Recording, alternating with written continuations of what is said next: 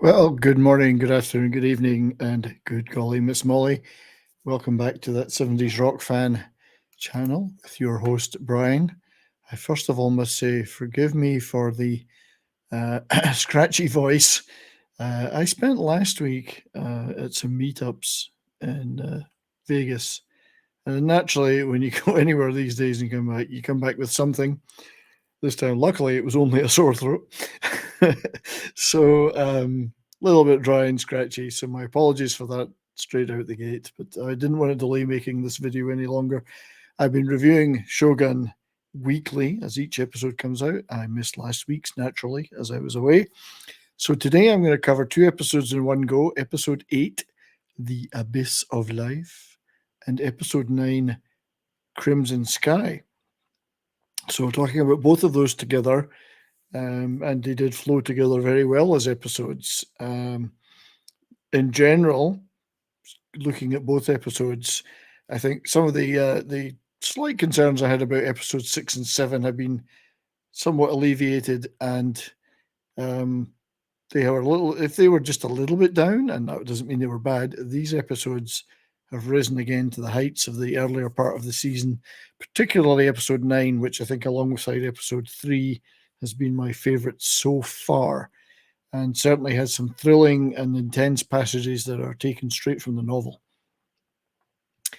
So great, the show is on top form, and I'm very pleased to see that. Speaking of concerns I had, and some of those were around the lack of connection between Blackthorne and Mariko, and a lot of the interactions from the novel, which is missing, and one or two other things like Blackthorne's progress in adopting Japanese customs.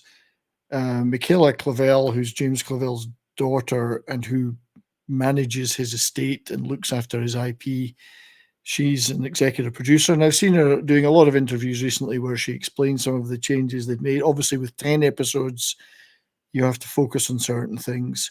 So I was quite happy with the explanations that she gave for many of the omissions and changes. They decided a little bit to focus more on the Japanese story than Blackthorne's story, but she still has a lot of praise for Cosmo Jarvis as an actor and what they've done with him. They just couldn't do everything, and for cost and timing issues, they've decided to go a certain way, and that's acceptable, because if you've never read the novel, the show would be, I would hope you would find it magnificent, and these would not be any kind of concerns, and they certainly were no longer concerns to me in many respects in these last two episodes. As I say, episode 9 particularly, absolutely thrilling.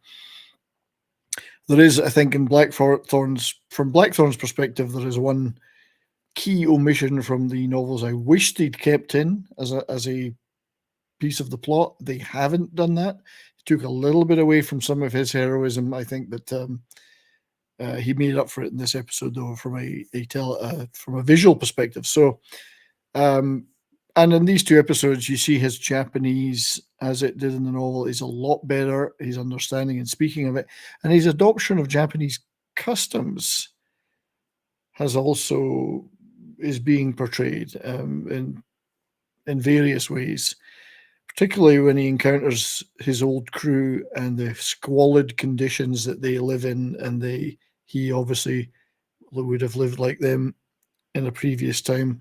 He's repulsed by it. I think they did leave out from the book the fact that he stripped completely naked after meeting them to get rid of the dirty smell and the clothes and the lice, and he couldn't stand it. He just wanted to be Japanese again. So, anyway, so episode 8, The Abyss of Life. We see Toranaga using his son Nagu's death to buy time. Not that he planned his son's death, but Toranaga is a master at exploiting events, and he uses it to buy time. Instead of heading back to back to Osaka to face the regents, he heads to Edo to bury his son. But he still appears dejected and ill. Everybody's on edge. They don't know has he got a plan? Is this part of his plan? Is it an act? Is he really intending to surrender? He certainly gives the impression of being ill. And you see them trekking back to his capital of Edo. And they're very frustrated, his vassals, very frustrated by his actions, and they're trying to second guess whether this is genuine or not. But Toranaga is well, if it's not genuine, he's masterfully acting. Let's put it that way. So he doesn't attend his son's the ceremony that they have with his closest friends. They all debate his actions. They all seem to, think that he's got tricks up his sleeve, although he gives no indication that he has. Whilst there, Bintaro and Mariko is a very nice passage, again taken straight from the novel, where Bintaro performs a tea ceremony for Mariko in an attempt to reconcile with her, knowing that they're probably both going to die. At least that's what they believe. She certainly praises his performance in the tea ceremony, but it doesn't make her wish to reconcile with him in any other way. But he certainly gives it his best shot, and it's a beautiful.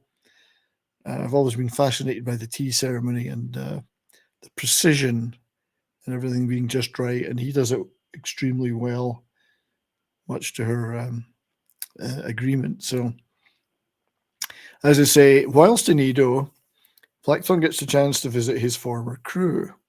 Slight differences in what happens to the crew from the novel, but again, it's not that important to the television story.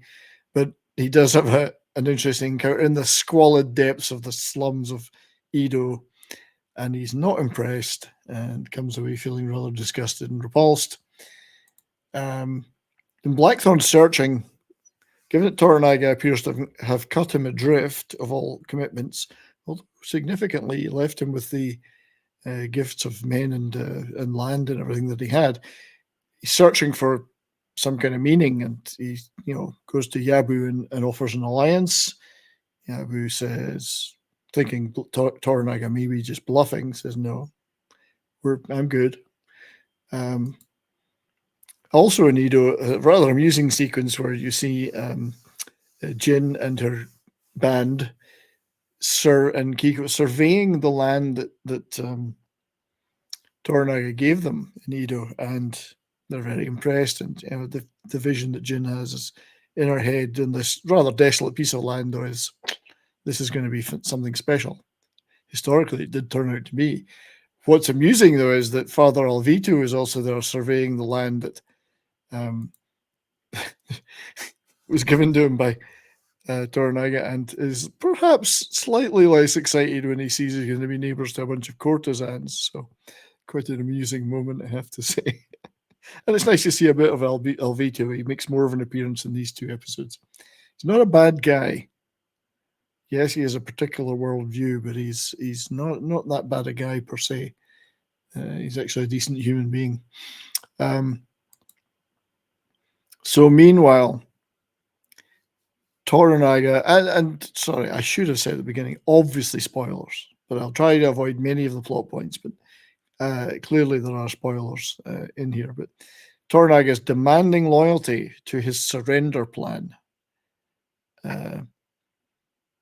demanding total loyalty from his vassals, and in protest, or so we think, given the multiple layers going on, his closest confidant and lifelong friend, Hiromatsu, commits a rather shocking act, thereby securing the loyalty of everybody else present. Was this act part of a plan with Toranaga, or was it what it appeared to be a protest? We don't know, but it certainly had this event aids Toranaga, whether he enjoyed it, and he certainly didn't enjoy it. Toranaga is deeply, deeply affected by what happens, but doesn't show that so much, but he is. So quite dramatic stuff. Meanwhile, meanwhile, after these events, Mariko visits Toranaga, and we see that indeed he does have other plans, and he has something that she must do to bring those forward. So she is going to fulfill her father's desire to achieve victory by aiding Toranaga and Toranaga using her for this plan. So more of that in the next episode. Meanwhile, back in Osaka, Oshiba agrees finally to marry Ishido, despite the urging of the Taiko's late wife and others. She throws her lot and she makes decisions. A lot of these episodes are about people making decisions which side to fall, and she finally chooses to side with Ishido in his plans. So, seeing that as the best way to preserve her son's life and legacy. So that was episode 8. These 2 episodes cover, roughly speaking, the first part of book 4 in the novel, chapters 47 to 57, by the way, for anyone who's reading along.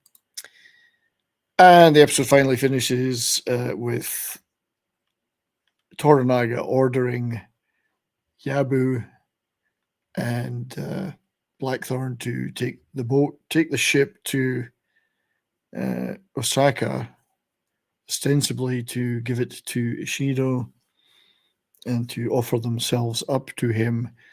And at the last minute, Mariko joins them on board for her own purposes. So they're all headed to Osaka, into the belly of the beast, leading us to episode 9. As I say, this is my favorite episode after episode 3 so far.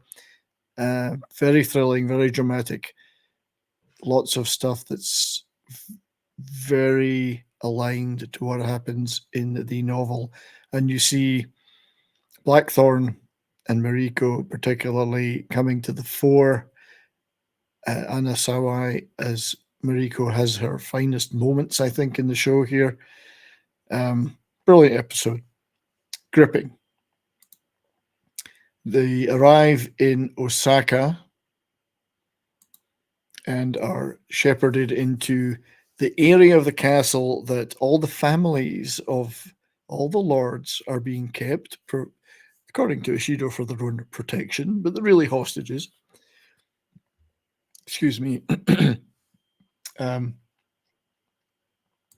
Greeted by the families like Toranaga's wife and consort and so on. All not very happy about being confined, but what can they do? Yabu, of course, is there to make, and he's offered by this time, he's actually accepted that Toranaga's surrendering and has decided to offer his services along with an alliance with Blackthorne, who's obviously the master of the ship and cannon, to offer their services to Ishido. Ishido is visibly or publicly rejects that, perhaps just publicly. So they're pushed to the back. And then the real action begins in this session with all the regents present, with the Taiko's heir and Oshiba and others there. Mariko, she puts her plan with Toranaga into action. And the plan is around, how do we get the hostages out of Osaka so that everyone can turn against Ishido if they wish to, without their families being threatened? So she says, I'm not staying here. My lord has ordered me out of here. I must obey him. Ishido obviously wants to prevent this. Does everything he can rhetorically to do so, but she totally outweighs him. I love the bit where she says, I will not be silenced and I will not be cut off by you. I am samurai, and lays it all out from what she's going to do, along with Toranaga's family. So she's going to lead these hostages out of Osaka or die trying. So a fantastic sequence, really well done. And you can see the impact on the other regents and the other people there of this message he's giving, that why are we being held here? We're all samurai. We're all free people. So Ishida's not very happy, obviously. Great job. Love this part. Excuse me. So The next morning, she and a small band of samurai that are in their compound in Osaka, along with Toranaga's wife and consort, saddle up and get ready to leave through the various doors and battlements. Everyone's watching. Blackthorne, all the others are all watching from above as they attempt to go out through the greys, Ishido's grey samurai.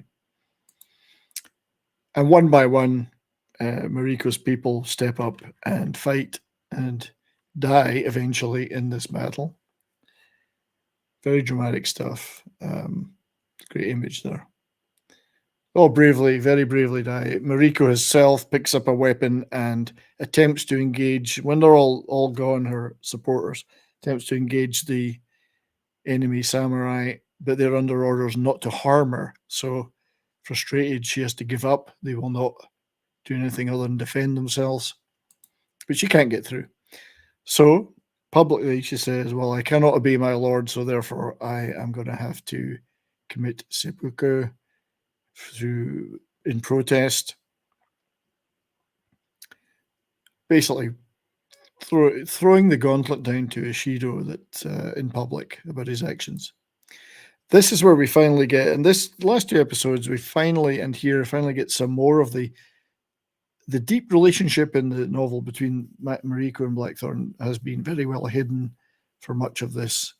But finally, we see a lot of it in this episode in various actions, which is good. Meanwhile, Yabu decides to make the ultimate betrayal and basically betrays his own men, opens up the compound so that a bunch of Ronin can come in to either kill or kidnap Mariko. And they work their way through everybody. What they don't count on is that Blackthorne is with Mariko, spending the evening, as it were. So, there's a few things have happened in between. I don't want to spoil it for you, so please watch the show. But it does end with a very action-packed sequence where Mariko, Blackthorne, and others escape the assassins, barricade themselves in a building, and then the Ishido's men attempt to blow it open. So very emotional, very action-packed finale. Blackthorne and Mariko give a great account of themselves. Very, very good episode indeed. So very enjoyable. Anyway, can't wait till next week. Final episode 10. Should be good. Toranaga does have a plan. You do see him at various points, not looking quite as ill when he's not in public. But he's got the eightfold fence. He can keep his innermost secrets secret. So, and he's used everybody and everything to his advantage. Not cynically, but he's done it. So, thank you very much for watching. Please leave your comments about what you think of these episodes in the show so far. Looking forward to episode 10 next week, and then perhaps some kind of season wrap up with a few other streamers that have been watching the show. So great to have a show that's worth talking about that isn't from Korea or Japan, but this one is about Japan, so perhaps that's the difference. I don't know. Anyway, yeah, thanks again. Leave a like and a thumbs up, subscribe, all that stuff that we YouTubers are supposed to ask you to do, and I always forget. But I appreciate you watching very much. So stay well till next time. Keep on rocking.